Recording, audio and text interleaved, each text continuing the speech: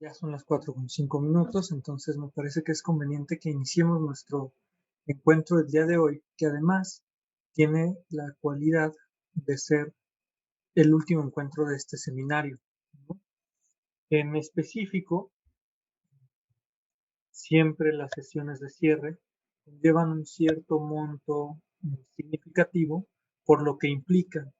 Es decir, espero que lo que este seminario implique es el cuestionamiento sobre las diversas escuelas psicoanalíticas, sobre las diversas teorías y sobre todo la posibilidad de construir puentes comunicantes entre todas estas para así ejecutar una clínica mucho más compleja, una clínica a la manera de Bion mucho más saturada, que además nos facilite el, digamos, devenir pues analistas con una cierta destreza, ¿no? Entonces espero que ese sea el cierre, espero que esa sea la connotación de este seminario, que además tiene la característica de intentar funcionar como una especie de introducción amigable tanto a Lacan como a Bion, pero no desde la esterilidad del dogma o de la ideología, sino, insisto, desde la posibilidad de establecer diálogos entre ambas escuelas. En nuestro último encuentro abordamos el tema de la docta ignorancia y su vínculo con el concepto de acto de fe en Bion. Aludíamos, citando a Lacan, que la docta ignorancia es una actitud frente al saber que no constituye un no saber, sino su realización más plena, es decir, el acto de dudar sobre lo que se sabe y por lo tanto estar en búsqueda de un saber más complejo, introduce la posibilidad de llegar a alcances mucho más significativos que los que se pretenden cuando alguien se ostenta detentador de un saber ya dado.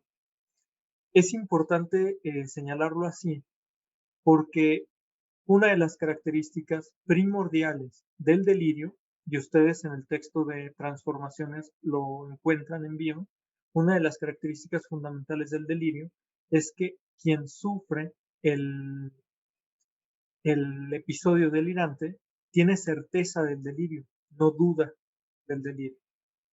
Todo ámbito de saber que esté sentado o cuya infraestructura tenga los cimientos de la certeza, o es ideología o es psicosis. Y en ambos casos, nosotros deberíamos mantener una cierta distancia para posibilitar nuestra introducción a la práctica analítica. Nosotros jugamos hace algunas sesiones, ¿sí? No recuerdo si fue la anterior o la anterior a esa, con la idea del tarot, ¿se acuerdan? ¿Cuál es la distancia entre el tarotista y el analista? Fundamentalmente, que el analista preserva un respeto por aquello que no es sabido y no presume, soberbia mediante, que aquello que se sabe es inamovible, absoluto y sobre todo inagotable. En realidad el analista asume que todo aquello no sabido que puede llegar a ser sabido será siempre inacabado y que por lo tanto un saber que surge de lo inconsciente podrá ser saturado y complejizado a lo largo del tiempo. Y jugábamos un poco con la idea de que hay pacientes o hay analizantes en los que un mismo sueño puede tener varios significados, ¿se acuerdan? Un mismo sueño analizado en un año específico, pueden pasar 5 años y vuelve a surgir el mismo sueño en la asociación libre y cobra un matiz absolutamente distinto al que tenían en el primer momento de análisis. Y esa apertura, esa posibilidad de captar en el cuadro, en la obra de arte que nos despliega el analizante, es específicamente esa apertura la que nos distingue del tarotista, la que nos distingue del coaching, la que nos distingue de todas estas prácticas que se asumen poseedoras de un saber sobre la persona.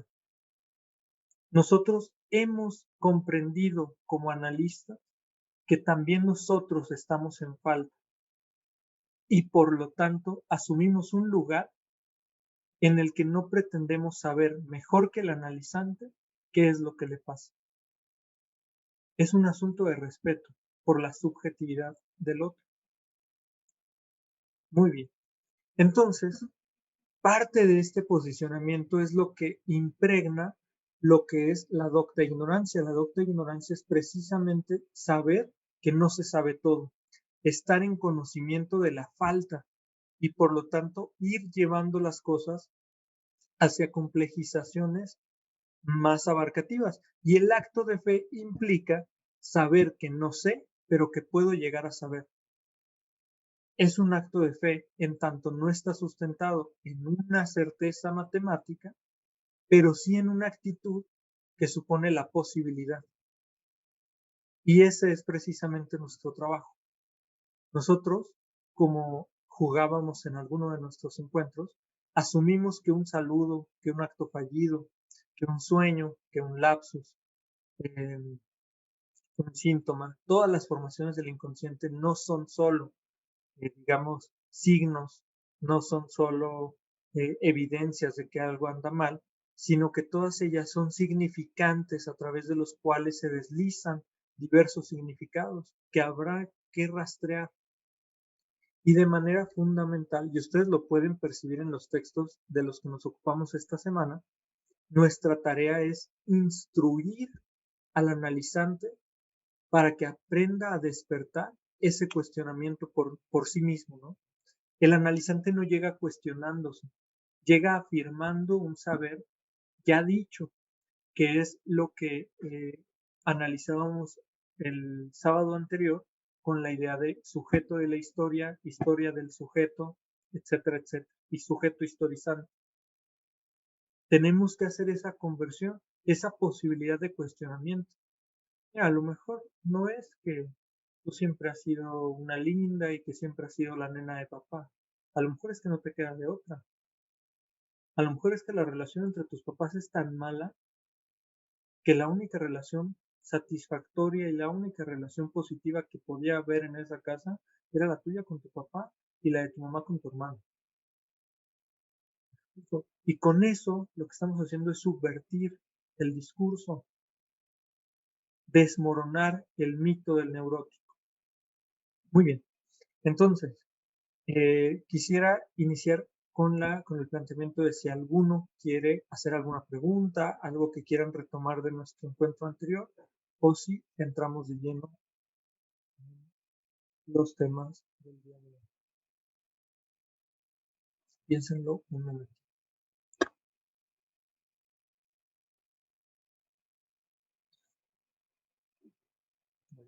Parece que todo está bien, entonces vamos a arrancar. Esta semana leímos un fragmento de una de las clases de Lacan en el seminario 1, los escritos técnicos de Freud, y me interesa mucho ir rescatando algunos de los pasajes. Fundamentalmente abre con la idea del yo, abre con la idea de un yo que se construye a partir de un otro, es decir, el yo no es más que el reflejo de que el sujeto está instalado en una relación con un otro. Yo no puedo decir que soy yo si no hay un otro que no sea yo, si hay algo que sea lo no yo. No tendría sentido. Decir que es de día cuando el sol está en el cielo es absurdo. Nadie tiene por qué hacer ese tipo de afirmaciones. La afirmación por el yo conlleva implícitamente la existencia de un otro. Y eso es fundamental en las tesis lacanianas, porque, como ustedes bien saben, la construcción del deseo se erige a partir de la relación con un otro que está ahí y que también está en falta, y que al estar en falta también le demanda algo al sujeto. Es decir, nuestra construcción subjetiva parte de la demanda que se nos monta incluso antes de nacer. ¿Cuántas veces los padres no dicen, mi hijo va a ser un gran futbolista? Espérate a que nazca. Deja que pueda manifestar su propia subjetividad. Antes de nacer, sobre nosotros recae la huella de una demanda ya instalada por un otro. Y de ahí surge la necesidad de poder decir yo. El yo del je en francés, no del moi. Es una distancia importante de hacer. El yo en tanto división, el yo en tanto distancia respecto al otro, el yo en tanto semblante. Es diferente. ¿Ve? Entonces vamos a leer página 247, el tercer párrafo después del parágrafo 2, ¿no? Del capítulo 2, digamos. Yo, je, es un término verbal cuyo empleo es aprendido en una cierta referencia al otro, referencia que es una referencia hablada. El yo, je, nace en referencia al tú.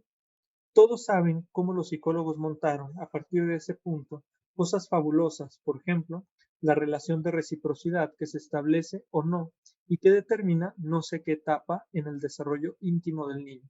Aquí Lacan está siendo juguetón y lo que está haciendo es un poco decir, ellos se fueron con la idea de que esta diferenciación articula en la construcción de la persona en sí, ¿no? Como si fuera un asunto de toma y daca, cuando en realidad lo que se mueve es precisamente la cadena significante, la barrera del lenguaje, eh, la jaula en la que nace el niño, que es el lenguaje, ¿no? Vamos a bajar página 248 al tercer párrafo. Y entonces inicia Lacan con una pregunta. ¿Cómo lograría además reconocer sus deseos? Nada sabe de ellos. Digamos que tenemos todas las razones para pensar que nada sabe de ellos. Nos lo demuestra a nosotros analistas nuestra experiencia con los adultos. Es decir, nosotros como sujetos, sujetos atrapados por el significante y por lo tanto en falta, no tenemos conocimiento de aquello que deseamos, pero lo manifestamos a través de las formaciones del inconsciente. Por eso es que Freud, en la interpretación de los sueños, en el fragmento del análisis de un caso de histeria, que es Dora, y en todos sus demás textos, introduce la noción de que el sueño es una realización del deseo, una realización alucinatoria del deseo. El sujeto sabe lo que soñó, pero no lo que desea con ese sueño. Y es lo que nos está transmitiendo acá Lacan. En efecto, los adultos deben buscar sus deseos. De no ser así, no necesitarían el análisis. Fíjense lo importante. El sujeto busca constantemente determinar qué es lo que desea. Si no lo buscara, no existiría la práctica analítica. No habría cuestionamiento. Es decir, eh, toda demanda de análisis parte de la incógnita de qué es realmente lo que quiero, aunque esta pregunta sea motivada por diversas causas y esté, digamos, encubierta por diversos eh, disfraces, ¿no? Es decir, la persona que llega a análisis diciendo, vengo aquí porque acabo de terminar una relación tormentosa y es la quinta relación tormentosa que tengo y no sé por qué, pero todas mis parejas son unos golpeadores. Lo que se está preguntando es a quién deseo o por qué deseo a ese tipo de persona. Si no, ¿a qué viene? Si no hay una incógnita sobre lo que se desea, no habría motivación para acudir a un analista. ¿Qué es lo que haría si no fuera el deseo un tema? Llegaría con el analista y le diría, necesito que me enseñe a recibir mejor los golpes. Voy a decir una mala palabra. ¿Me explico? Pero esta persona se está cuestionando de por qué desea a quien desea. Igual el que llega con un síntoma conversivo. Abril. Me deja pensando, perdón, eso entonces si eso me parece entonces pues que es una pregunta pues que corresponde muy a la estructura neurótica. Entonces me deja como en cuestión que es por esa la razón por la cual una persona con estructura perversa no asiste a psicoanálisis, porque sabe que desea y no solo él, sino hasta las demás personas en su entorno? Es un tema muy interesante el de la perversión. Me parece que Jacques Alain Miller es quien dice que el perverso, un auténtico perverso, nunca acude a análisis. Y si acude, es que no es del todo perverso. Hace un juego de palabras, algo así. No estoy del todo seguro de que sea Jacques Alain Miller. Me parece que sí. Estoy casi seguro de que es él. Y me parece que lo dice en los seminarios de Caracas. Hay un texto, hay un libro editado por Paidós que reúne todas las conferencias de Jacques Alain Miller de los seminarios de Caracas. Se los recomiendo, ¿eh? No es infalible, porque hay que recordar lo que hizo Miller con la enseñanza de Lacan. La acomodó a su comprensión, y eso es peligroso. Eh, pero ahora que dices esto, Abril, sí, por supuesto, a ver, el perverso llega con ocasión de exigir una perpetuación del goce. Cuando el perverso llega a análisis, y lo digo entre comillas, no llega para cuestionarse, llega para utilizar el análisis como un mecanismo de goce más. Ejemplo, hace algunos años, una doctora que me dio un seminario de técnica nos contaba, estoy teniendo muchos olvidos, tendré que ver de qué va, ¿eh? Pero no estoy seguro de qué doctora era. En fin, si me acuerdo les comento. Pero el caso era que recordaba el caso de creo que era Solange, estoy casi seguro de que era Solange Matarazzo, quien me enseñó bio. Estoy casi seguro, pero vayan ustedes a saber. Eh, ella nos contaba que llegó un tipo a decirle que necesitaba analizarse para que ella certificara en un juicio que estaba mal de sus facultades mentales y que un fraude millonario que había cometido era producto de esa disfunción mental que tenía. En algún punto de sus encuentros, esta persona saca una pistola, la pone sobre el escritorio y le dice, ¿me vas a ayudar o no? Imagínense eso. Por supuesto que no recuerdo si era Solange, pero la analista que fuera, sí recuerdo que era mujer, le dijo que no, el tipo se levantó, se fue, no le hizo nada y nunca más regresó. Ese tipo de cosas son las que hacen un perverso, son las que hace un perverso con el análisis. Llega a utilizar el análisis como una forma de instalar todavía de manera más profunda el goce. ¿Qué estaba haciendo este sujeto? Utilizar el análisis y utilizarla a ella para garantizarse el poder seguir delinquiendo. ¿Se dan cuenta? El neurótico no va por ahí. El neurótico siente constantemente una culpa inagotable. El neurótico está consciente de su falta. El neurótico se cuestiona, ¿por qué nunca puedo tener una buena relación con mi mamá? ¿Por qué no puedo tener una buena relación con mi hija? ¿Por qué es que no me va tan bien en el trabajo como a mi hermano? Hay celos, hay envidia. No es el ejercicio de una actividad gozosa. El neurótico no ejerce el goce en ese sentido, ¿no? Tiene goce, pero no lo ejerce así, ¿no? Y mientras más se acerca al goce, la cantidad de angustia se dispara.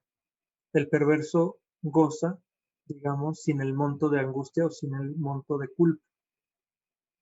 Es un planteamiento, ¿no? Entonces vamos un poco adelante. En efecto, los adultos deben buscar sus deseos, de no ser así, no necesitarían del análisis, lo cual nos señala hasta qué punto están separados de lo que está relacionado con su yo, aquí ya está hablando del moi, a saber de lo que pueden hacer, reconocer como propio. O sea, hasta qué punto hay una división entre ese semblante, el moi, y aquello que pueden reconocer como propio de sí mismo. O sea, lo que debemos hacer es que el sujeto reconozca aquello que es puro semblante de aquello que sí le es propio. Aquello que es el dicho de mamá sobre mí que aquello que es el ejercicio de mi propio deseo, cuando por fin lo he determinado. Entonces, no sé si alcanzan a ver cómo docta ignorancia y la instalación del deseo como desconocido tienen toda su lógica argumentativa y vinculativa. Si reconocemos que el deseo no lo conocemos del todo, reconocemos a la vez que nuestro paso por el análisis tendrá que ser cauteloso, progresivo, poco a poco, y que uno no desea solo una cosa, no hay el deseo, existen los deseos como existe la falta que se instala en todas las realidades humanas, ¿no? Vamos a avanzar, dejamos de lado el siguiente párrafo. ¿Qué es la ignorancia? Ciertamente se trata de una noción dialéctica, pues solo se constituye como tal en la perspectiva de la verdad. Aquí Lacan se nos pone francamente filosófico y a mí me encanta cuando se pone filosófico, porque creo que es súper emocionante distinguir las consecuencias de lo que está diciendo, ¿no? Entonces, vamos a ir paso a pasito porque este fragmento es en buena medida lo que creo que tiene que ver con nuestro tema, docta ignorancia y acto de fe.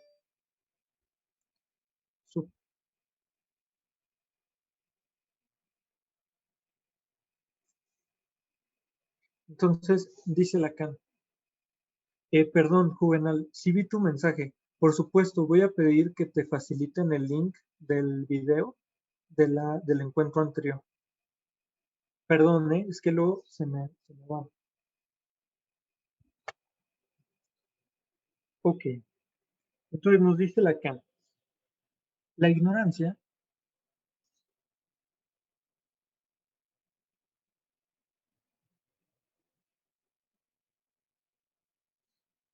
es una noción dialéctica.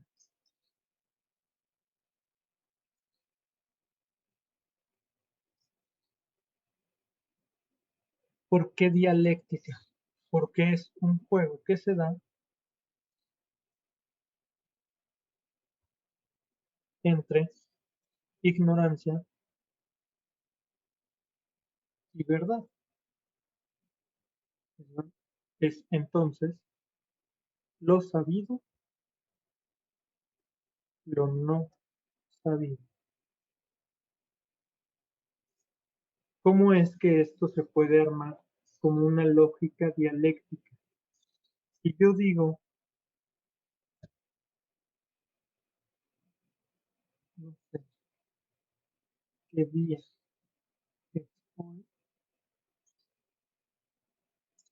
estoy anticipando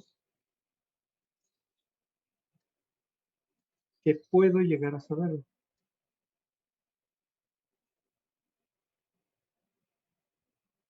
¿Me explico?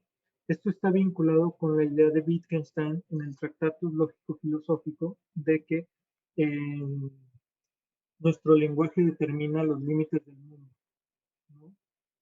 Si puedo formular la pregunta, se puede formular la respuesta. Por lo tanto, no saber sobre algo implica que se puede saber sobre ese algo. Es decir, no sé por qué eh, siempre me consigo la misma pareja, tiene que ver con, puedo llegar a saber o hay una razón por la cual siempre elijo la misma pareja. ¿Me explico?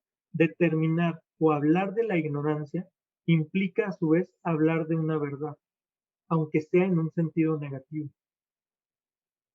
¿verdad? Por eso es que Lacan nos está diciendo la ignorancia es una noción dialéctica, es un asunto que se construye entre el saber y el no saber, entre la verdad, la ignorancia, etcétera, etcétera. Es un punto de rebote, ¿vale? Si el sujeto no se sitúa en referencia a la verdad, no hay entonces ignorancia. O sea, siempre que hay ignorancia, tiene que estar situado el sujeto en un punto de confrontación con la verdad. No lo sé, pero puedo llegar a saberlo. No lo sé, pero debe estar ahí. Si el sujeto no comienza a interrogarse acerca de lo que es y de lo que no es, entonces no hay razón alguna para que haya algo verdadero y algo falso. Si yo no me cuestiono, no hay razón para que algo esté bien, esté mal, para que yo entienda que esto soy yo y esto no soy yo, el moi y lo que me es propio, ¿no? No habría razón para esas diferencias. Y ni siquiera la belle indifférence, si ustedes quieren verlo así, ¿no? La bella indiferencia, el no cuestionamiento. Y continúa Lacan, y ni siquiera para que más allá haya realidad y apariencia. Si yo no ejerzo esta dialéctica, no hay pregunta. Si no hay pregunta, no hay razón para argumentar que existe realidad versus apariencia, verdad versus falsedad.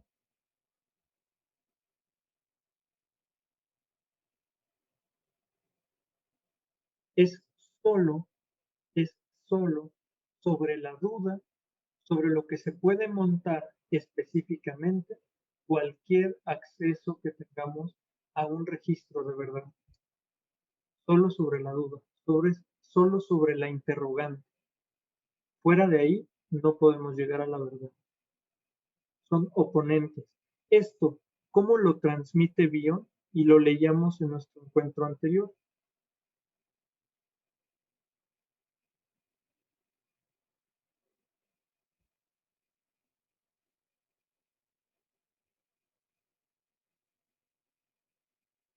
En Bion, lo que se tiene es la incapacidad para aprender de la experiencia.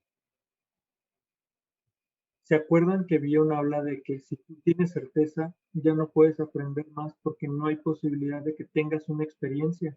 Es esto, es hacer de O K y no ir de K a O. Este es el fin del análisis. Si lo notan, es lo que nos está diciendo en el capítulo 12 de Transformaciones, que es el que vamos a analizar junto a este texto de Lacan.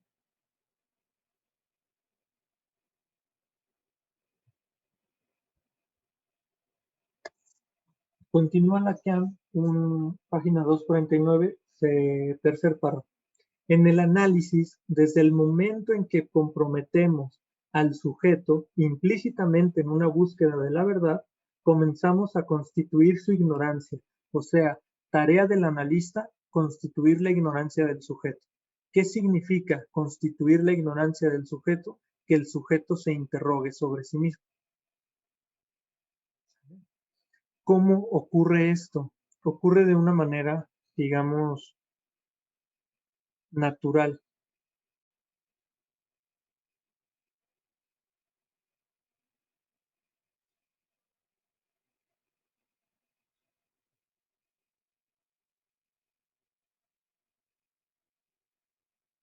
Disculpen, ¿eh?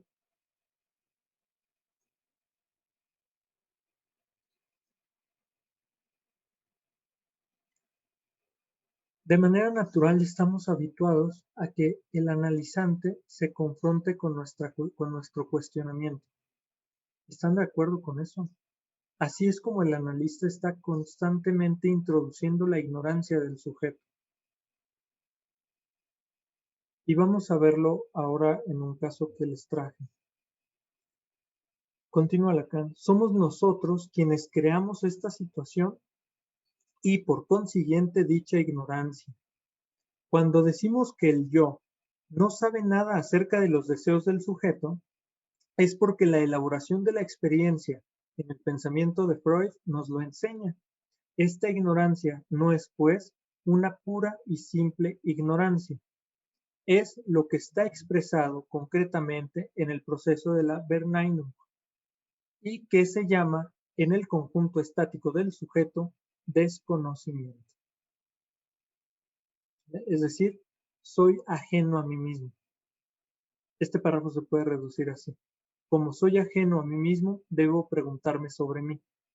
O, si ustedes quieren, como el sujeto es ajeno a sí mismo, debe el analista cuestionarlo sobre sí para engendrar una ignorancia que posteriormente conduzca a una verdad.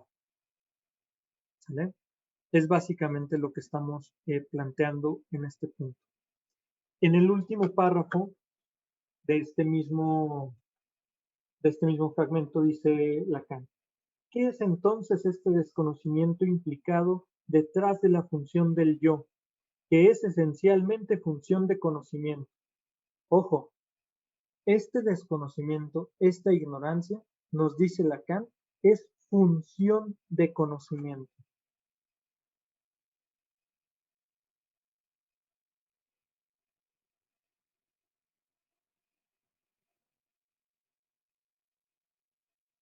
O sea, el matiz a través del cual se puede llegar a conocer. Este es el punto a través del cual abordaremos la problemática del yo. Quizás sea este el origen efectivo, concreto de nuestra experiencia.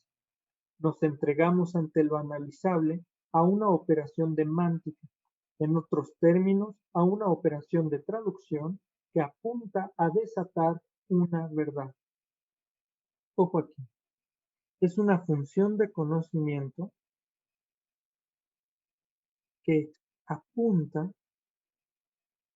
a desatar una verdad.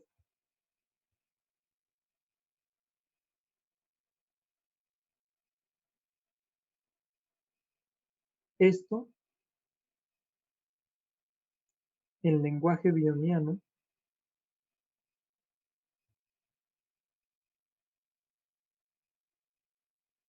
se llama devenir o mayúscula. Ir de K a O. ¿Vale? Bueno, desatar una verdad. Más allá, dice Lacan, del lenguaje del sujeto, ambiguo en el plano del conocimiento. Para avanzar en este registro, es preciso preguntarse qué es ese conocimiento que orienta y dirige el desconocimiento. ¿Cuál es ese conocimiento que orienta y dirige el desconocimiento? La docta ignorancia. Es el conocimiento de que no lo sé todo, pero me pregunto y estoy dispuesto a saber. ¿Sale? Ok.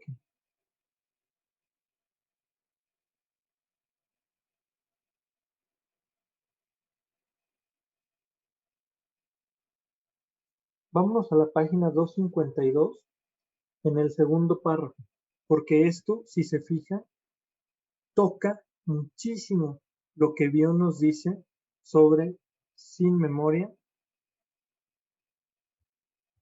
y sin destino. Página 252, seminario 1. Segundo párrafo. Sin duda, esta idea está muy alejada de nuestro pensamiento real, siempre y cuando pensemos. A Dios gracias, no pensamos. Lo que nos disculpa. He aquí el gran error de siempre, imaginar que los seres humanos piensan lo que dicen. No pensamos, sin embargo, no es razón suficiente para no tratar de comprender por qué se han proferido palabras obviamente tan insensatas. O sea, el hecho de que no seamos amos de nuestra propia casa, el hecho de que no seamos amos de nosotros mismos, no nos da suficiente derecho a no cuestionarnos no, el por qué operamos como operamos. Es decir, no nos da derecho a no intentar comprender qué es lo que está detrás de aquello que decimos sin pensar. ¿Vale? Aquí Lacan usa pensamiento como la conciencia, y aquí sería equivalente a memoria y a deseo en vivo.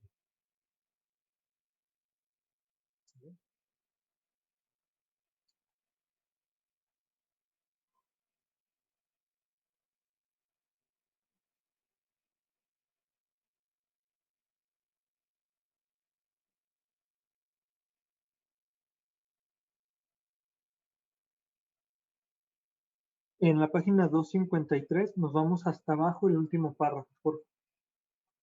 En el origen, antes del lenguaje, el deseo solo existe en el plano único de la relación imaginaria del estadio especular, o sea, del estadio del espejo. Existe proyectado, alienado en el otro. Antes del lenguaje,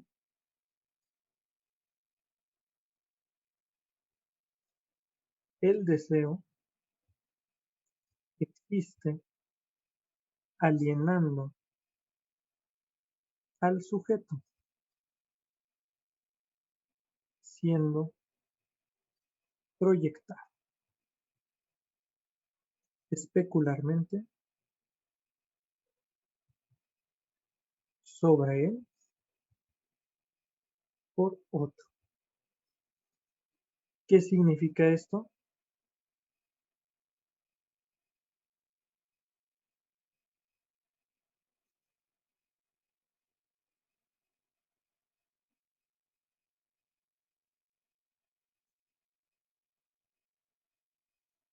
¿Se acuerdan que recién jugamos con la idea de que mi hijo será un gran futbolista?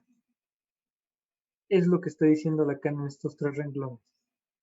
Antes de que el sujeto adquiera el lenguaje, ya hay sobre él proyectado una imagen especular que le introduce el deseo de un otro que lo aliena, o sea, que lo vuelve ajeno a sí mismo.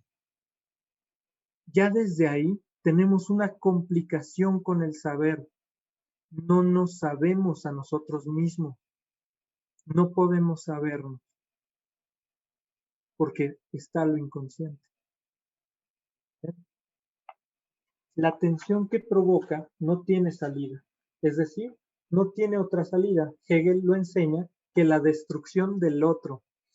Aquí es importante que nos echemos un clavado a la historia del pensamiento lacaniano. Lacan, hacia 1953, si mal no recuerdo, asiste a los seminarios de Alexander Kojev.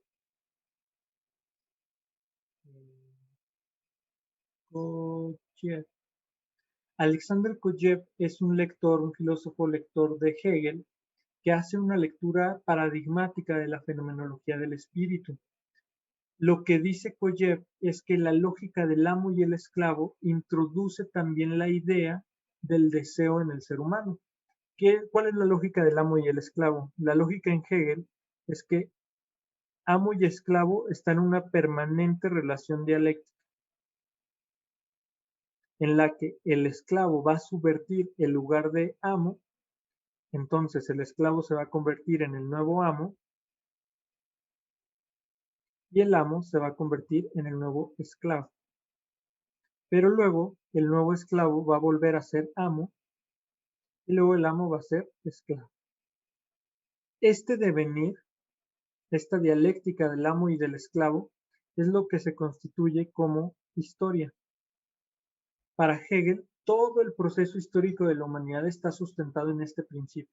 Alguien que ocupa el lugar de poder, luego es destronado por quien es gobernado, luego el que gobierna se convierte en amo, el que era amo y ya no lo es, pervierte o subvierte el lugar del amo actual y vuelve a ser amo y así sucesivamente, y ese es el proceso histórico. ¿Qué es lo que nos está diciendo Lacan? No hay salida más que la destrucción del otro. O sea, tengo que desligarme del otro para poder conocer y ejecutar o hacer contacto con mi propio deseo. A eso se refiere, ¿no? Por eso usa Hegel. En esta relación, el deseo del sujeto solo puede confirmarse en una competencia, en una rivalidad absoluta con el otro por el objeto hacia el cual tiende. Lo que dice Kojev en su lectura de Hegel es que el hombre desea el deseo del otro. O sea, no deseamos objetos, sino deseos. Yo no quiero un iPhone porque el iPhone esté padre. Quiero un iPhone porque es deseable por los demás. ¿Sí me explico? O sea, por el estatus que me da. Y eso es lo que Lacan va a determinar, es el falo. Aquello supuesto anhelado por el otro. Aquel objeto que se supone el otro desea.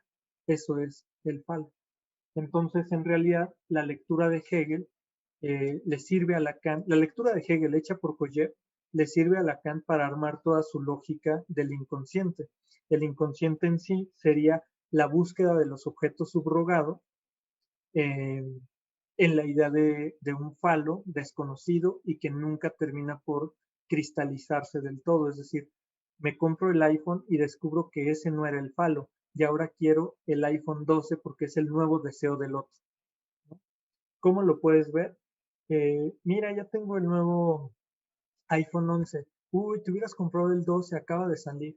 En ese momento, el deseo se desplaza. Ya no quiero el iPhone 11, quiero el iPhone 12 porque los demás quieren el iPhone 12, ¿verdad? No sé si lo he dicho bien. Si no lo he dicho bien, ustedes acomoden. Pero la idea es esa. O sea, fundamentalmente estamos deseando deseos de los demás. Así, ¿no? Ok. Y sobre todo en la histeria ocurre mucho. Caso paradigmático de la histeria, la jovencita preparatoriana, no sé en dónde vive Úrsula, si se le llama así a la preparatoria, high school.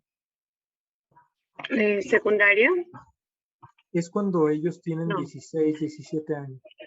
Sí, es high school o...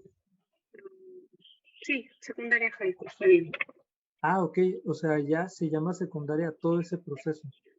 Sí, o sea, desde que están cumpliendo entre 12 y 13 hasta que acaben a los 17, el bachillerato.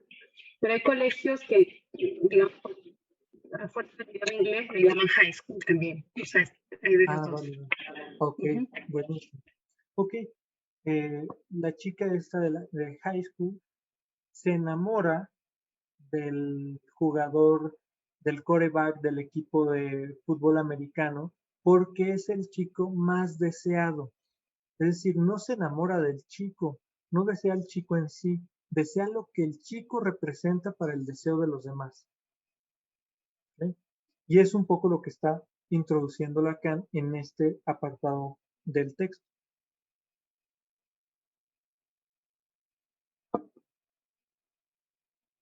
Súper, entonces vamos a continuar.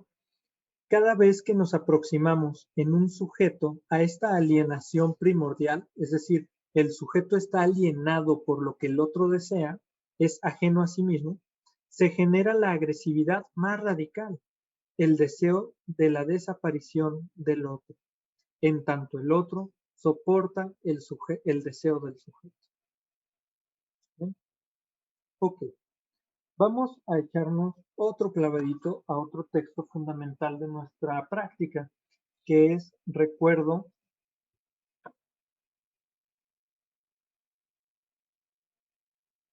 que es recordar, repetir, reelaborar. Está en el tomo 12 de las obras completas y quiero compartirles primero un aspecto fundamental. En este texto, Freud introduce, digamos, un matema primitivo, vamos a decirlo así.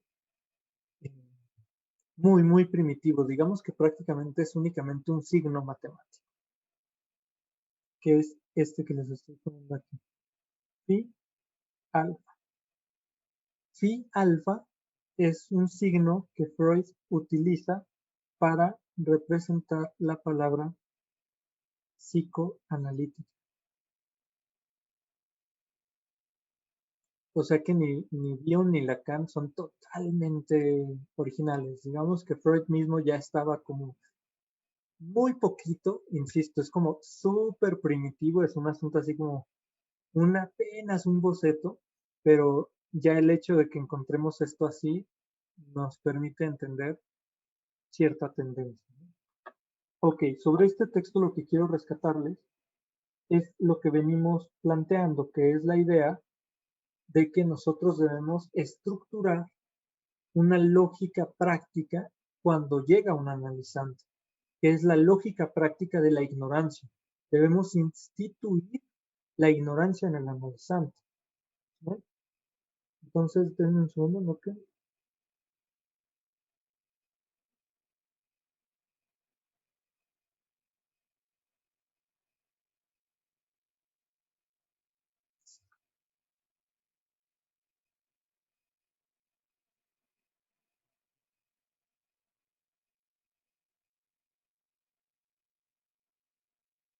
Aquí está. Dice en página 154, si es que alguno tiene problemas sobre. La introducción del tratamiento conlleva particularmente que el enfermo cambie su actitud consciente frente a la enfermedad, o sea, que empiece a cuestionarse sobre por qué está enfermo, ¿no? Por lo común se ha conformado con lamentarse de ella, despreciarla como algo sin sentido, menospreciarla en su valor, pero en lo demás ha prolongado frente a sus exteriorizaciones la conducta represora, la política del avestruz, o sea, que mete la cabeza en el suelo, que practicó contra los orígenes de ella. Puede suceder entonces que no tenga noticia formal sobre las condiciones de su fobia, no escuche el texto correcto de sus ideas obsesivas o no aprehenda el genuino propósito de su impulso obsesivo. Para la cura, desde luego, eso no sirve. Es preciso que el paciente cobre el coraje de ocupar su atención en los fenómenos de su enfermedad. Ya no tiene permitido considerarla como algo despreciable, más bien será un digno oponente, un fragmento de su ser que se nutre de buenos motivos y del que deberá espigar algo valioso para su vida posterior. Así es preparada desde el comienzo la reconciliación con eso reprimido, que se exterioriza en los síntomas, pero también se concede cierta tolerancia a la condición de enfermo. Si en virtud de esta nueva relación con la enfermedad se agudizan conflictos y resaltan al primer plano unos síntomas que eran antes imperceptibles, uno puede fácilmente consolar de ello al paciente, puntualizándole que son unos empeoramientos necesarios, pero pasajeros, y que no es posible liquidar a un enemigo ausente o que no esté lo bastante cerca. Sin embargo, la resistencia puede explotar la situación para sus propósitos o querer abusar del permiso de estar enfermo. Parece hacer una demostración. Mira lo que resulta de ahí. Si yo no intervengo realmente en las cosas, ¿no he hecho bien en entregarlas a la represión? O sea, lo que está diciendo Freud es, los pacientes van a decirte, mira, yo no fui, yo no tengo nada que ver en esto, ¿por qué me estás diciendo que yo tengo que ver en que mi marido me golpee o lo que a ustedes se les antoje? ¿No? Es lo que dice, jóvenes y niños en particular suelen aprovechar la tolerancia de la condición de enfermo que la cura requiere para regodearse en los síntomas patológicos, o sea, para perpetuarlos y no preguntarse por ellos. ¿Sí? Freud, 1914, si mal no recuerdo. 1914, exactamente. 1914. Nos lo está diciendo nuestro maestro. O sea, ¿por qué quise hablarles de Freud? Porque me parece que es importante, muy, muy relevante, que podamos hacer acopio de la importancia de los textos freudianos. A veces, Lacan, Bion, Klein, Winnicott nos resultan tan estimulantes que se nos olvida al maestro primordial de todos ellos, que es Freud. Sí, Abril. ¿Cuál es el nombre del texto que leímos? Está muy interesante. Este de Freud. Recordar, repetir, reelaborar. Está en el está en el tomo 12 de las obras completas de Amororto. Y es un texto súper cortito, deben ser unas 6 páginas. Lo interesante del texto es que es súper, súper técnico. Muy, muy técnico. Entonces sirve mucho, ¿no? Para Gracias. el planteamiento del inicio del tratamiento y tal. Ok, entonces, bien. ¿Qué les parece si nos vamos ahora con el bueno de Bion y dejamos a Lacan descansar un poquito? ¿Les gusta la idea? Voy a dejar de presentar en el iPad para presentarles en la pantalla de la computadora. Esta vez me leí el texto que les subí en Classroom para que pudiéramos seguirlo todos al mismo tiempo. Mi libro en físico de transformaciones tiene otra paginación e incluso ciertas distancias en la traducción. Entonces vamos a ocupar el que les he dejado ahí para que estemos leyendo lo mismo. ¿Sí, vale? Ahí lo están viendo, ¿verdad? Bueno, sí, súper. Ok.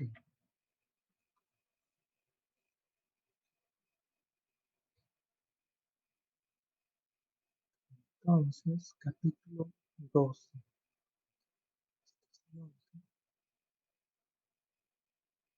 Capítulo 12. Es el último capítulo de transformaciones, como les dije al inicio de nuestro seminario. A mi gusto, es uno de los libros de técnica psicoanalítica más brillantes que hay en toda la bibliografía. Hay que leerlo con mucho cuidado, releerlo, estar dispuestos a interactuar con Bion en este texto y sobre todo a jugar muchísimo con él. Bion es muy elegante en su escritura. No sé si notaron que abrimos con el campo de amapolas y en este capítulo volvimos al campo de amapolas. Un tanto, yo, identificado pobremente con él, quise que iniciáramos con transformaciones y al cierre termináramos con transformaciones. Por eso es que he querido que cerráramos el seminario con transformaciones de vida. Entonces, capítulo 12, nos vamos a ir a la página 200 y en el segundo párrafo, en el cuarto renglón, nos dice: en ambos casos, la dimensión de columna 2 se erige contra la turbulencia psicológica. ¿Qué es la turbulencia psicológica? Para Bion, la turbulencia psicológica es como ese estado de inestabilidad que surge cuando el sujeto está replanteándose su posicionamiento sobre un fenómeno o sobre una realidad. Es devenir o.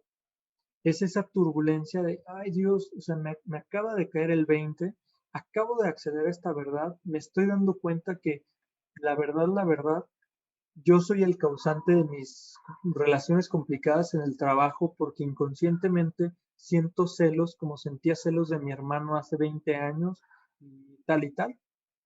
Ese momento es lo que Bion determina o llama turbulencia psicológica. ¿Sí, vale? ¿Por qué? Por temor a la turbulencia y su devenir asociado.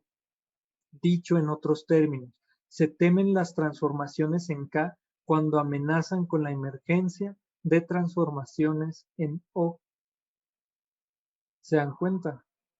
O sea, cada vez que ustedes le ofrezcan al analizante una interpretación, si el analizante no está dispuesto a cuestionarse, si el analizante no está dispuesto a saber, va a temer todas las transformaciones que ustedes le puedan ofrecer. Va a tener cualquier acceso a la verdad y a la transformación de la verdad si no está habituado o si no quiere llegar a conocer. Por eso, tanto Freud como Lacan nos dice, como analistas, lo primerito es instalar al sujeto en un lugar de ignorancia, que no es solo un lugar de que no sepa, no es un lugar de alienación, es un lugar que gracias a la lógica dialéctica que analizamos recién, lo puede acercar a una verdad realizable, es decir, una verdad que no se queda estática, sino que se va haciendo con el paso del tiempo y con el paso del análisis.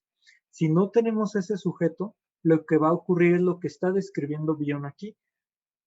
Dicho en otros términos, se temen las transformaciones en K, knowledge, cuando amenazan con la emergencia de transformaciones en O, es decir, con transformaciones en la experiencia, con transformaciones del sujeto como sujeto. Esto puede enunciarse también como temor cuando transformación alfa hacia transformación beta es igual a knowledge hacia O. La resistencia a una interpretación es resistencia al cambio de K a O. El cambio de K a O es un caso especial de transformación. Es de interés especial para el analista en su función de contribuir a la madurez de la personalidad de sus pacientes. O sea, nosotros no solo volvemos consciente lo inconsciente. Quien hace eso se queda corto. No se trata solo de que el sujeto entienda e historice y describa su síntoma o su formación del inconsciente.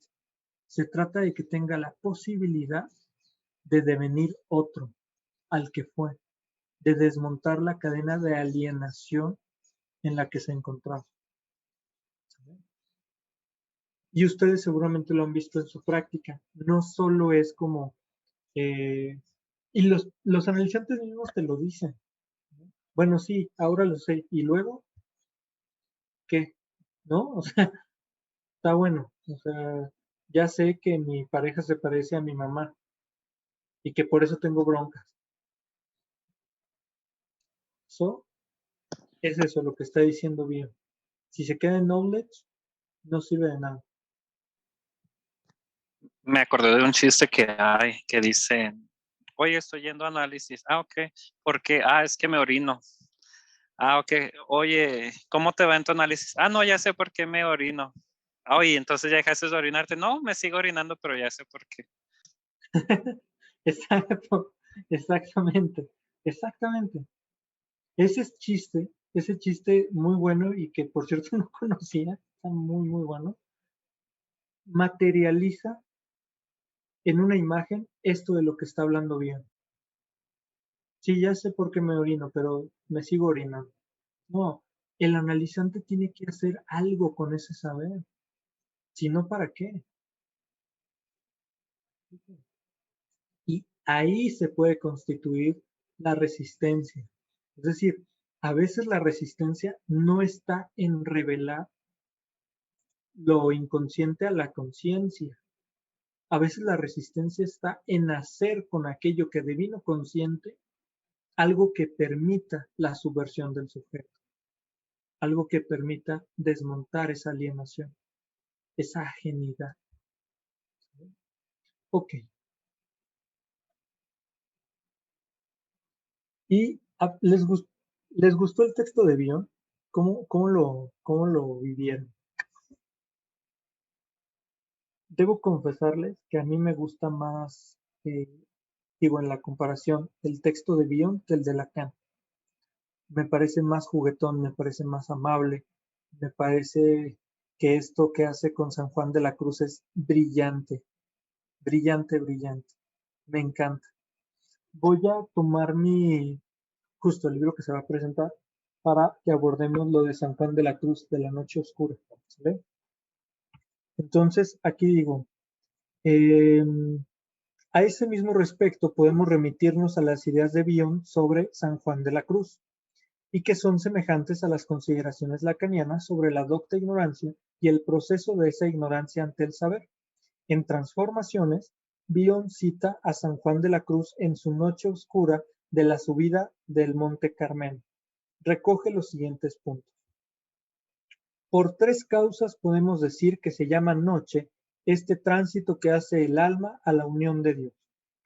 La primera, por parte del término de donde el alma sale, porque ha de ir careciendo el apetito de gusto de todas las cosas del mundo que poseía, en negación de ellas, la cual negación y carencia es como noche para todos los sentidos del hombre.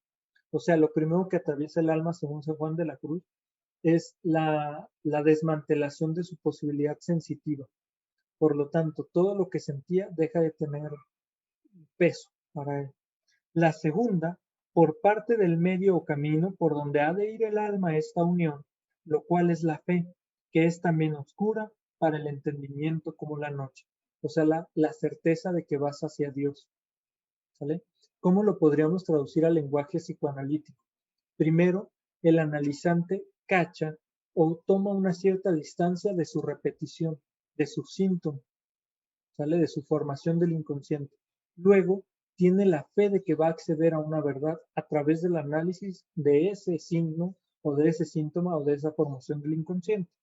La tercera, por parte del término a dónde va, que es Dios, el cual ni más ni menos es noche oscura para el alma en esta vida, las cuales 3 noches han de pasar por el alma, o mejor decir, el alma por ellas, para venir a la divina unión con Dios. ¿Es acaso Bion un monaguillo, digamos, disfrazado de analista? ¿Es acaso un catequista que se infiltró en las filas del psicoanálisis? ¿O por qué nos habla tanto de Dios? Está raro, ¿no? Es como súper raro. Sobre todo en estos tiempos en los que a veces la gente piensa que es como súper cool ser ateo, ¿no? Y como que es súper cool ser agnóstico. Y entonces, como soy analista, yo no creo en Dios y yo no creo en la religión ni nada de esto, ¿no? Porque soy como muy underground y tal y tal. ¿Qué nos enseñan los grandes analistas? Que de los Pero grandes mitos se puede retornar a verdades más profundas. Abril. a mí me encanta eso de Bion, que no tiene miedo a mostrar sus preferencias religiosas, no teme ni siquiera a ser criticado, simplemente como cualquier otro saber lo puedes acoplar. O sea, yo he entendido que todas las cosas cotidianas se las podemos acoplar a lo que estamos aprendiendo, pero hay cosas que son mejor vistas que otras y en psicoanálisis se arriesga. Era algo muy riesgoso hablar de religión y supo cómo entrelazarlo y no solo es nada más hacerlo muy interesante y me gusta eso de bien. Claro, totalmente. Digo, a ver, Bion era judío, ¿no? Igual que muchos analistas. Pero lo importante es esto, ¿no? O sea, lo importante es, como dice Abril, tomar elementos de la vida, tomar elementos de la literatura, de la tradición popular, de la tradición cultural, de la tradición religiosa, para entender qué está ocurriendo en el inconsciente. ¿No nos lo enseña eso Freud mismo? Con Moisés y la religión monoteísta, con el chiste y la relación con el inconsciente, con Leonardo da Vinci. Todo el tiempo está tomando cosas a ver, el complejo de Edipo es una tragedia griega. No se lo inventó, lo tomó de un texto que es una obra de teatro griega. Lo que quiero transmitirles con esto es: no teman la censura, no teman el señalamiento. Tengo textos publicados en los que utilizo literalmente a Harry Potter para explicar la falta en el sujeto. Así. ¿Y por qué? En primera, porque me divierte mucho. Y en segunda, porque es muy sencillo capturar la esencia de lo que Lacan articula con la dialéctica hegeliana a partir de un texto literario como Harry Potter. O sea, no sé si ustedes han visto Harry Potter. ¿Alguno ha visto Harry Potter? Okay. Harry necesita a Voldemort. Sin Voldemort, Harry no es Harry. Y Voldemort necesita a Harry porque sin Harry, Voldemort no es Voldemort. ¿No es esa la dialéctica del amo y del esclavo? ¿No es esa una subversión del sujeto? Pude haber tomado cualquier otro, La Guerra y la Paz, y verme super pro porque la alta cultura y tal. No es necesario. No es necesario. Hay gente que me ha criticado porque mi libro es cortito. Porque mi libro tiene en físico 157 páginas. Pero es que no necesito más páginas para decir algo que sea útil para alguien. ¿Ya? Y que me dice: no, mira, me acabo de publicar mi libro, 600 páginas. ¡Qué espanto! ¿Quién va a leer eso? Si a Tolstoy me cuesta leerlo, ¿no? Leerte a ti me va a costar más. Hácelo fácil, ¿no? Ok. Y entonces continúo. La primera noche encuentra su correlato en la idea de Bion de capacidad negativa. La capacidad negativa en Bion es la posibilidad de pensar sin que el objeto esté presente. Y eso es lo que hacemos en el análisis. Un paciente psicótico no puede pensar, o un paciente en alucinosis no puede pensar si no tiene el objeto concreto con él. No puede hacer una representación mental. Tiene que sí o sí ser concreto. Eso es la capacidad negativa en Bion, la posibilidad de pensar sin la concreción del objeto. La segunda noche implica el acto de fe, que hemos mencionado con anterioridad. Finalmente, la tercera remite al elemento O, la causa última de la realidad incognoscible para el sujeto, y al que siempre debe aspirar por los matemas bionianos que hemos expuesto anteriormente. Bion continúa su análisis de este pasaje de San Juan de la Cruz mencionando: uso estas formulaciones para expresar en forma exagerada el dolor que lleva implícito el alcanzar el estado de ingenuidad que es inseparable del ligar o de la definición. Lo que dice Bion es que pensar y alcanzar la realización, las realizaciones y las transformaciones es un proceso penoso, es decir, cala, no es fácil. Y por eso es que el psicoanálisis no es para todos. Y qué bueno, la verdad. O sea, tampoco todos pueden hacer análisis y tampoco a todos les funciona, es una realidad.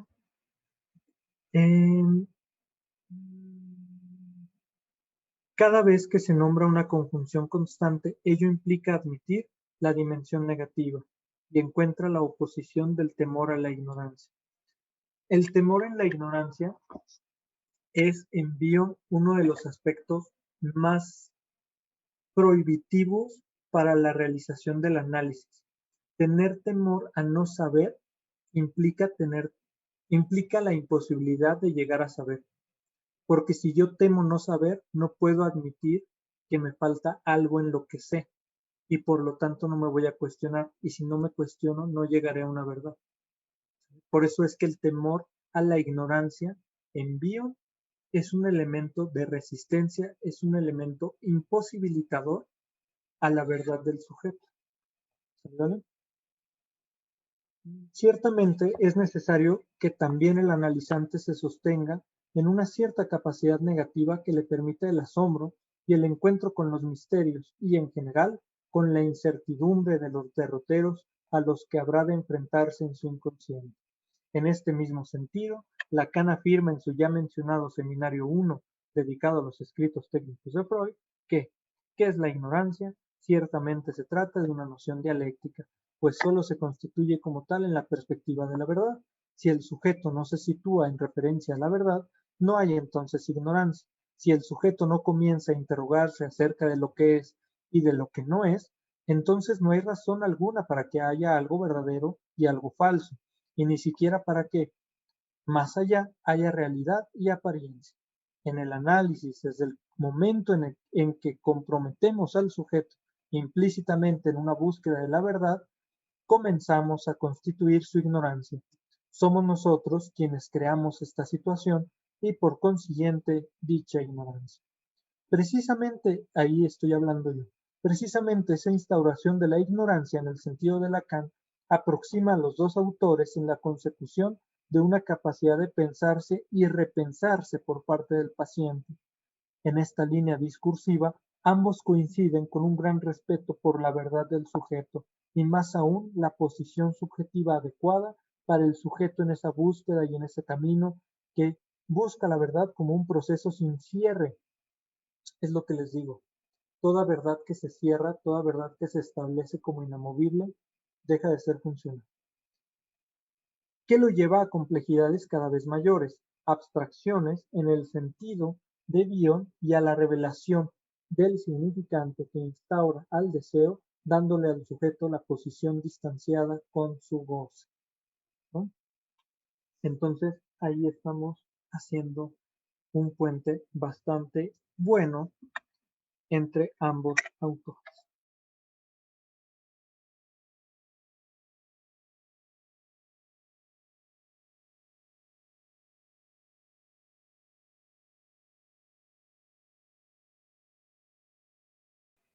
Primero, ¿cómo ven a esta analizante? ¿Qué piensan? ¿Qué se les ocurre?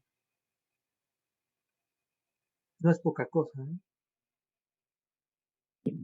Ay, a ver si no se escucha mucho ruido por el viento, pero a mí me parece que sí hay una transformación, porque desde que pudo poner distancia y le cayó el 20 que el tipo iba a ser como siempre y que tuvo la capacidad, pues no de hacer algo al respecto, pero decir, sí, soy así, por eso me busco este tipo de personas, que es lo que estoy haciendo con lo que sé, ¿no? Y pudo tomar distancia y creo que sí hay una transformación y un avance, es muy interesante lo que cuenta. Súper. Gracias, Abril. Vamos a irlo haciendo juntos, ¿les parece? Y aparte, yo veo que llegó con el pensamiento de que no había pasado nada. Que eso Eso. fue muy interesante, ¿no? O sea, no pasó nada, pero a lo largo se va dando cuenta de que sí hubo. Y creo que al final es cuando ella dice, ah,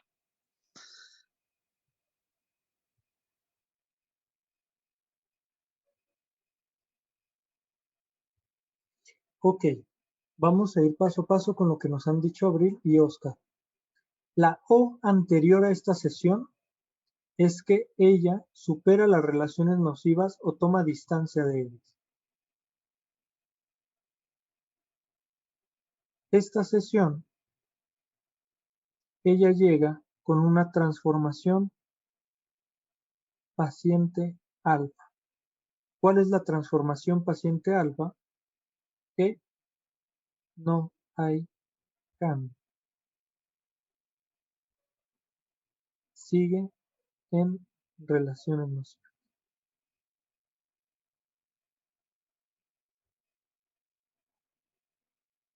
El analista escucha esto. ¿Lo alcanzan a ver ahí o no? sí, El analista escucha esto, entonces genera una transformación analista alfa. No es igual. Ahora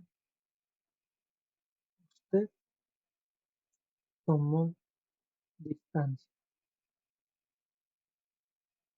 Este transformación analista alfa es captado y ella hace una transformación paciente beta,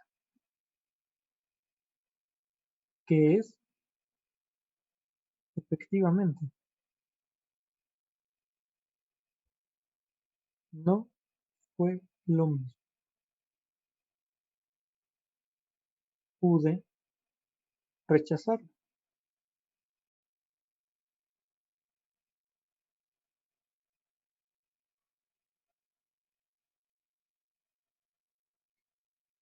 Y entonces surge una transformación analista beta, que es, aquí es importante el brinco, ¿eh? Aquí el brinco es, lo que sí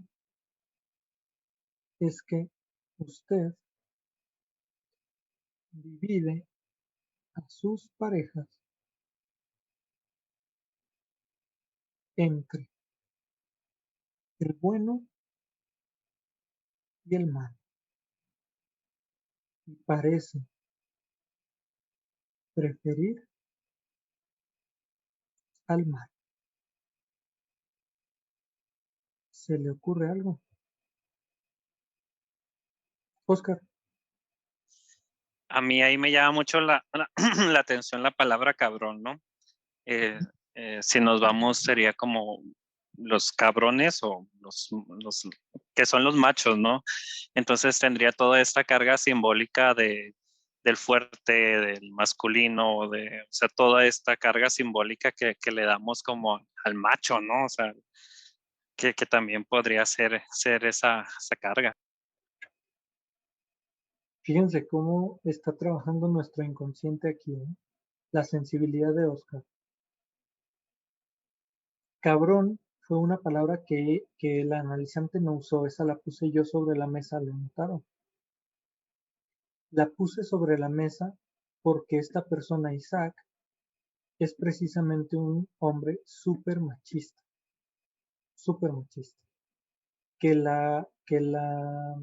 que ¿cómo se dice? La exhibía, es decir, mandaba fotos de ellos dos, no sexuales, sino juntos, y se las mandaba a grupos de amigos diciendo, miren, ¿a quién me voy a dar esta noche? Ese nivel. Entonces, noten cómo el inconsciente de Oscar está funcionando, que capta por dónde va el significante cabrón. Así es el de todos, ¿eh? O es el que debería ser como analistas, tenerlo muy, muy ágil. Entonces, bueno, aquí está la transformación beta, que es, mira, tú pareces tener esta división, se te ocurre algo, y entonces aquí pasa otra transformación paciente alfa. Esto es esto. Es la primera transformación. Y entonces la transformación paciente alfa se convierte en papá era así. Y seguimos avanzando. Entonces, transformación analista alfa. Hay un asunto. Esto es pensado, ¿no? Como padre humillado con la madre e identificación con la madre. Notaron que está identificada con la madre.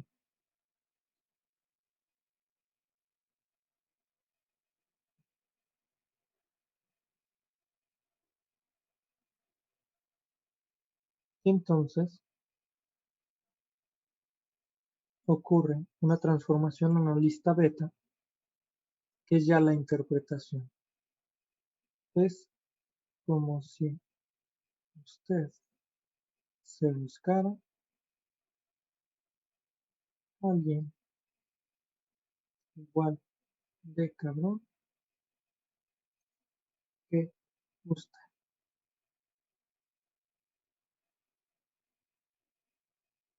Transformación paciente beta. Sí, muchas cosas. Soy como mamá. Y de aquí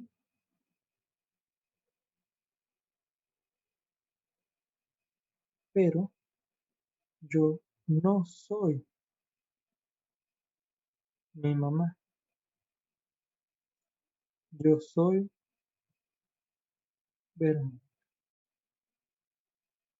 Puedo ser diferente. Esto es la O. ¿Queda? Eso es la O. Esa es la transformación. Que Verónica pueda decir, ah, mira, no me había dado cuenta. Actúo como mi mamá.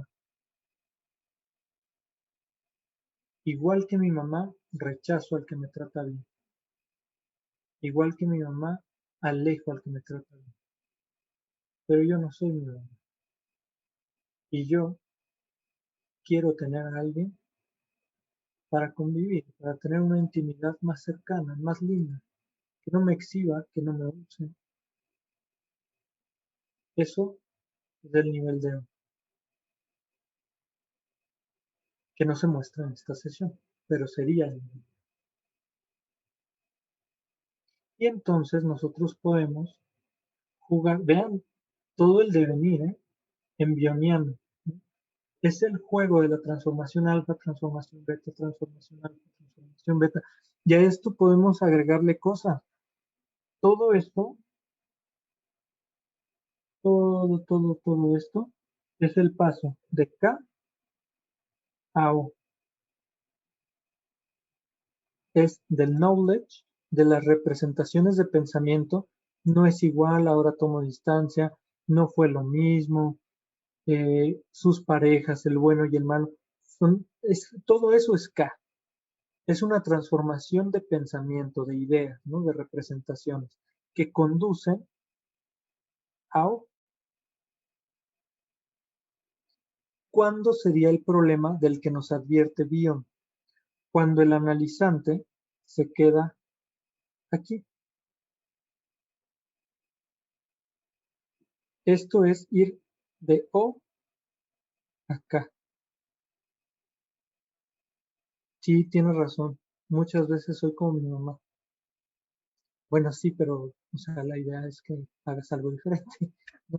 O sea, qué bueno que ya lo sabes, está buenísimo, pero, hombre, ale, ale, ¿no? Haz algo. Perdón, a mí me parece muy interesante que parece que tuviese hasta metodología científica porque tiene hasta método de comprobación, ¿no? El método O nos permite de pasar acá, pasar a O. Hay una forma inclusive de demostrar al paciente el avance que hay mediante esta metodología que propone bien. A mí me encanta. Claro, de hecho, Bion lo dicen los textos. Esto es científico, el pensamiento científico, y lo dice así tal cual en el texto de la semana pasada.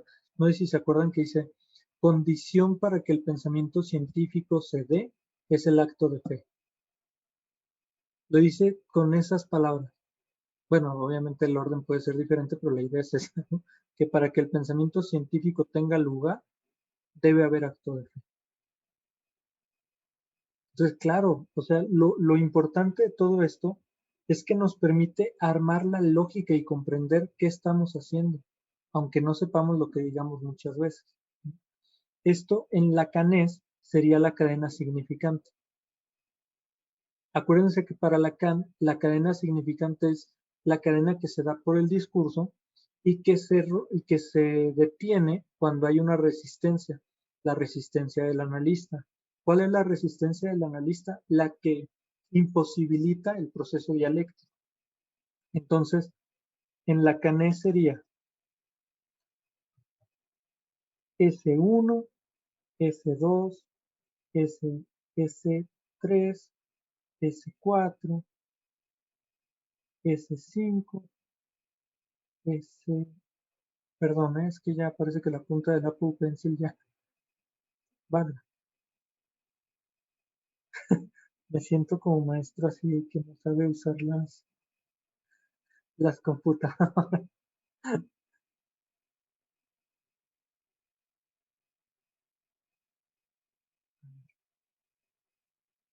S6, S7, y cada uno de ellos son los significantes. ¿Qué es lo importante? La Nachtraeglik, el proceso de significación que decía Freud retroactivo. El último significante, sí, a veces soy como mamá, da significado al primer significante. ¿Cómo lo puedo ver en la transferencia? Lo que estaba haciendo conmigo de decirme no hubo cambio era como lo que hace con el tipo que la trata bien. Tú no me das nada bueno. Prefiero no saber.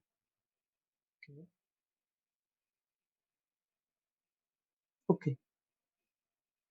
Entonces, si se fijan, tenemos dos lógicas que nos permiten ir entendiendo qué es lo que hacemos como analistas. Ok.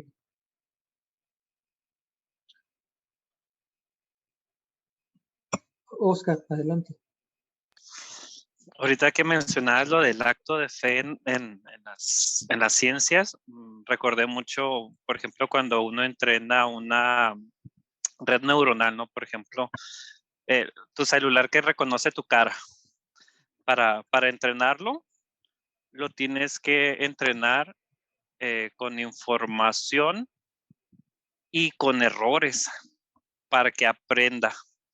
Porque, por ejemplo, si lo entrenas con la información que tú esperas, solo va a reconocer eso. Por ejemplo, si yo lo entreno con mi cara, un ejemplo, ¿no?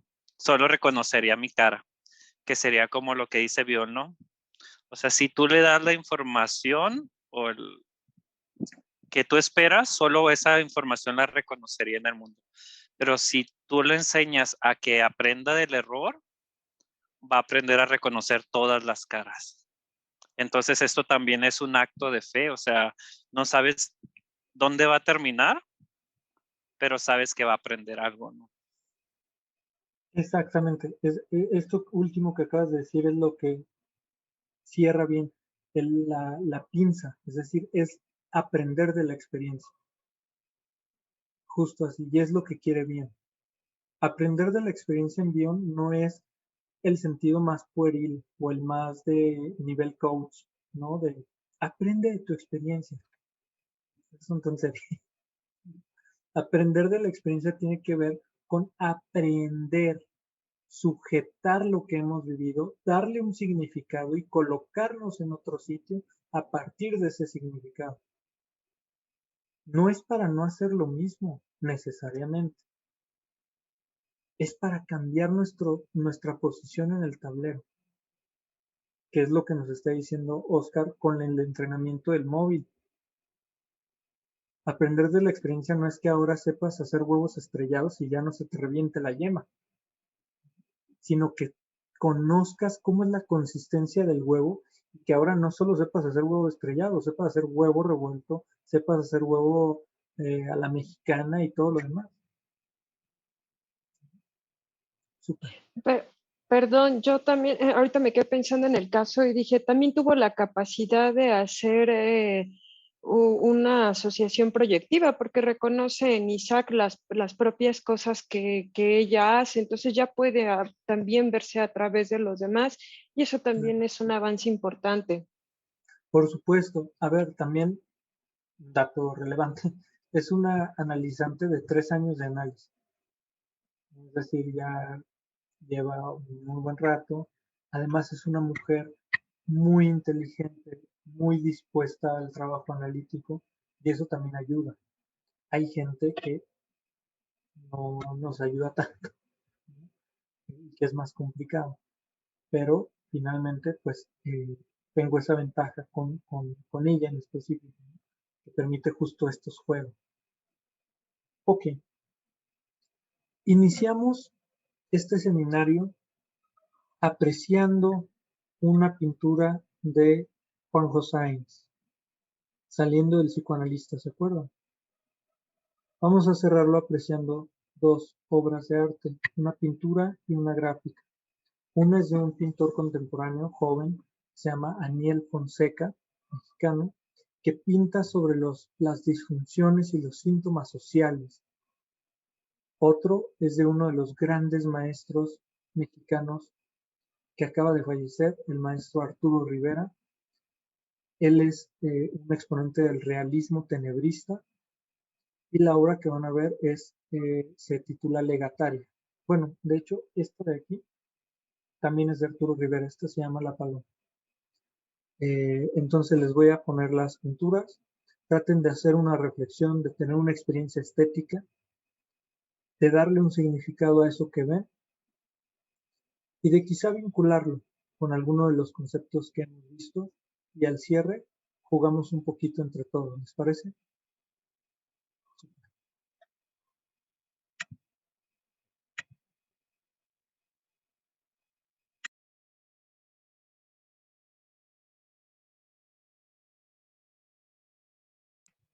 La pintura de Aniel Fonseca es la que se encuentra en vertical, se titula Madonna con Nonato. El Aguafuerte, perdón, de Arturo Rivera, que es la que se encuentra en la esquina superior derecha, se titula Legataria. ¿Están listos? Súper. Ok, voy a cambiar de cámara. Sé que no es la mejor definición, es lo que he podido ofrecer igual en el seminario, pero de algo servirá para aproximarnos a un fenómeno que está ahí. ¿Sí? Les quiero leer, antes de que me compartan lo que han visto, un fragmento de lo que leyeron en vivo, que está aquí en rojo. Se prefiere ver la fotografía del cuadro de Monet Las Amapolas o cualquier otra representación artística antes que enfrentarse con el propio cuadro, y el enfrentamiento con el cuadro se limita entonces a la percepción de algo que es acerca de un campo de amapolas. Cualquiera que sea el dominio de que se trate, se pondrá en evidencia a la resistencia contra el devenir mediante el saber acerca de, y no se limita en modo alguno al psicoanálisis.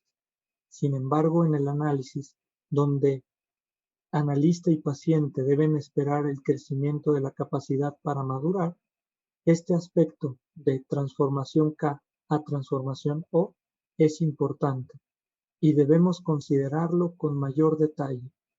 Toda interpretación puede ser aceptada en K, pero rechazada en O.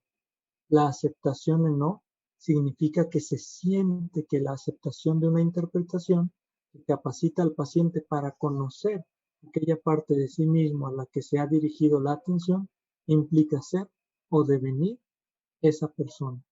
O sea, la práctica analítica es una experiencia viva y vital que transforma a la persona, que la hace devenir otro, que la hace devenir otra posición.